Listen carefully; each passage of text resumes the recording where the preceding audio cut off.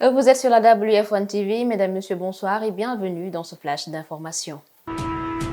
Transformation de produits halieutiques, une étude menée par les réseaux des femmes de la pêche artisanale au Sénégal, REFEPAS, a permis d'identifier 25 000 femmes actives dans la transformation des produits halieutiques, ceci pour une contribution à l'économie nationale estimée à 13 milliards de francs CFA par an sur près de 44 000 personnes identifiées comme employées dans le secteur.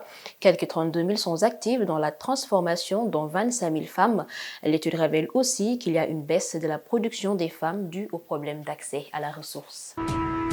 Croissance économique des PME à travers le digital. Le groupe américain de la technologie Meta, ancien Facebook, offre aux petites et moyennes entreprises du Sénégal un accompagnement et des conseils d'experts pour faire accroître leur société grâce aux outils pour les réseaux sociaux.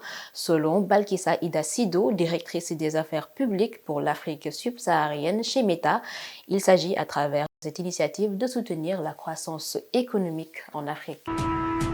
Dans l'actualité internationale, saisine du Conseil de sécurité des Nations Unies, le bras de fer entre le Mali et la France se poursuit donc au siège des Nations Unies.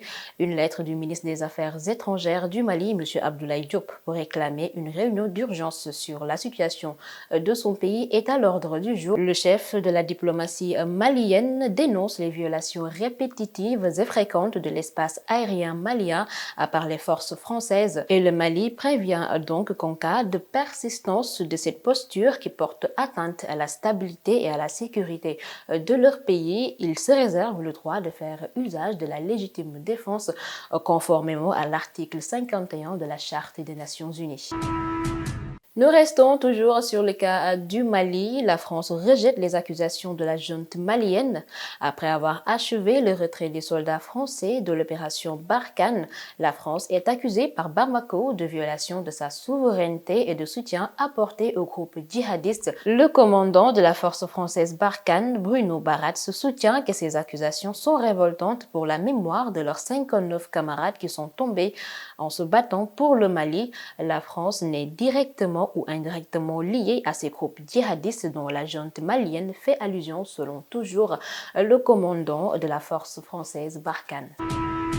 En sport, parlons de foot féminin, Ligue des champions féminines de la CAF, l'Union sportive des Parcelles Assainies USPA, par ailleurs championne du Sénégal, se présentera au Libéria pour les besoins des qualifications à la Ligue des champions féminines. Les Parcelloises sont donc déterminées à décrocher l'unique billet réservé à la zone A de WAFU. L'équipe championne du Libéria, celle du Mali et celle du Sénégal seront en compétition pour 5 jours pour l'unique ticket qualificatif au tournoi principal qui se tiendra au Maroc.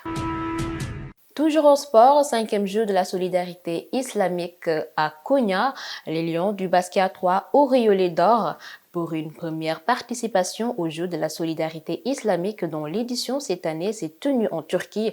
Les Lions du basket à 3 ont sauvé l'honneur dans la finale qui les opposait à l'Azerbaïdjan. Après une médaille d'argent et 5 en bronze, le précieux métal or a enfin souri au Sénégal. Rappelons juste que le Sénégal a battu l'Azerbaïdjan sur un score de 20-16. Et voilà, c'est ce qui met fin à ce flash d'information. Merci de l'avoir suivi, mesdames et messieurs. L'information continue sur la wf1tv.com, disponible sur application mobile. Mesdames et messieurs, au plaisir.